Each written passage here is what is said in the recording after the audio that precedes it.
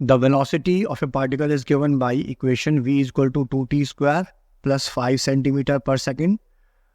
तो हमें फाइंड करना है change in velocity of the particle during the time interval between t1 is equal to 2 second and t2 is equal to 4 second. Average acceleration during the same time interval and the instantaneous acceleration at t2 is equal to 4 second. So हमें यहाँ पर velocity की equation दी हुई है v is equal to 2t square plus 5, 2t square plus 5, ये हमें equation दी हुई है. तो सबसे पहले हमें निकालना है change in velocity of particle during the time interval. ठीक है, तो हमको यहाँ पर दो टाइम इंटरवल दिए हुए हैं. क्या क्या दिए हुए हैं? t1 is equal to 2 second and t2 is equal to 4 second. t2 is equal to 4 second. ये हमको दो टाइम इंटरवल दिए हुए हैं. ठीक है, तो हमको इन दो टाइम इंटरवल के बीच में चेंज इन वेलोसिटी निकालना है. सो जब t1 is equal to 2 second है, उस केस में हमारी velocity, then velocity v is equal to 2 into 2 square plus 5.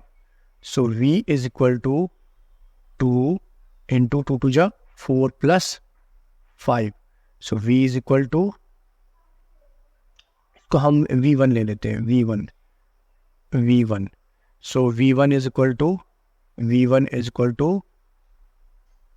4 to the 8 plus 5 is equal to 13. ठीक है, सिमिलरली अब हम t2 की वैल्यू पुट कर देते हैं यहाँ पर. सो t2 है हमारा, t2 is equal to 4 seconds. ठीक है, 4 सेकेंड. ठीक है, तो यहाँ पर हमारे पास v2 की वैल्यू आ गई. v2 is equal to 4 to the power 2 plus 5. ठीक है, सो 4 चौक 16, 16 दूनी 32, 32 प्लस 5 इज इक्वल टू 37. ठीक है, सो v1 v2 की वैल्यू आ गई. तो हमसे पूछा है change in velocity. So change in velocity को लिख सकते हैं डेल्टा v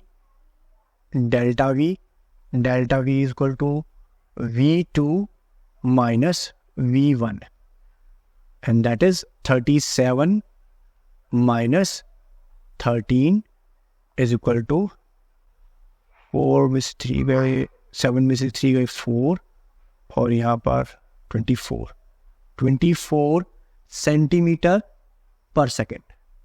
24 सेंटीमीटर पर सेकेंड, क्योंकि हमको जो यहाँ पर जो ऊपर हमें यहाँ पर वेलोसिटी दी हुई है, वेलोसिटी इक्वेशन, वो सेंटीमीटर पर सेकेंड में दी हुई है. ठीक है, अच्छा जी. इसके बाद हमसे क्या रहा है, दूसरे पार्ट में क्या रहा है, तो ये हमारा चेंज इन वेलोसिटी निकल गया. अब क्या रहा है, average acceleration during the same interval. इसी इंटरवल में हमको एवरेज एक्सेलरेशन निकालना है. ठीक है, सो एवरेज एक्सेलरेशन,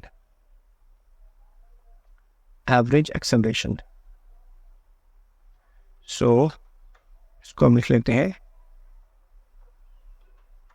ए एवरेज या ए एवरेज. ठीक है, ए एवरेज एक्सेलरेशन होता है चेंज इन वेलोसिटी यानी v2 minus v1 upon t2 minus t1. ठीक है, सो v2 माइनस v1 हमने निकाला हुआ है, ये है 24. ठीक है, और t2 माइनस t1, तो t2 था हमारा 2 सेकेंड्स, सॉरी t2 था हमारा 4 सेकेंड्स और t1 था हमारा 2 सेकेंड्स.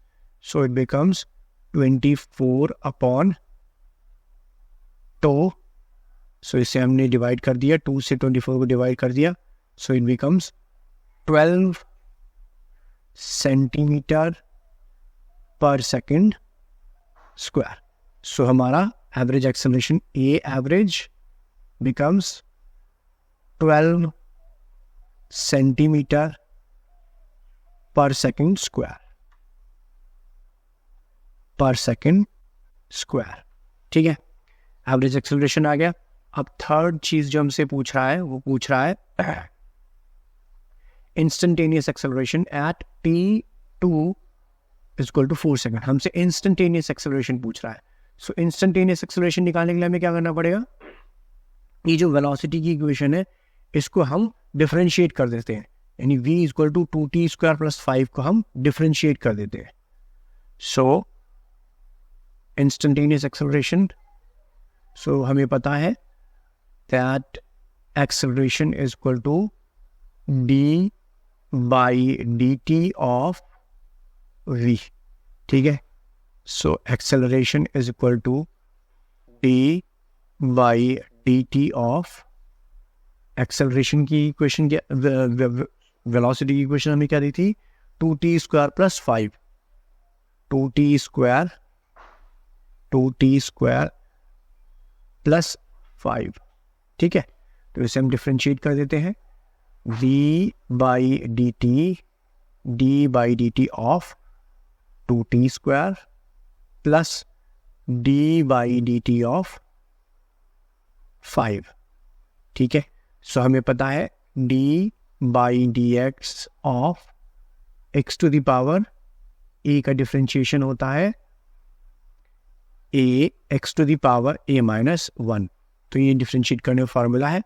तो उसी फार्मूले के हिसाब से हमारा एक्स इंस्टेंटेनियस एक्सेलरेशन हो गया है यहाँ पर 2 into 2 t to the power 2 minus 1 plus 5 which is constant, differentiation 0।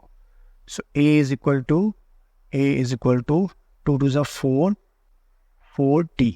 तो ये हमारा क्या निकला, इंस्टेंटेनियस एक्सेलरेशन। ये हमारा निकला इंस्टेंटेनियस एक्सेलरेशन। अब इंस्टेंटेनियस एक्सेलरेशन उसने हमसे पूछा है एट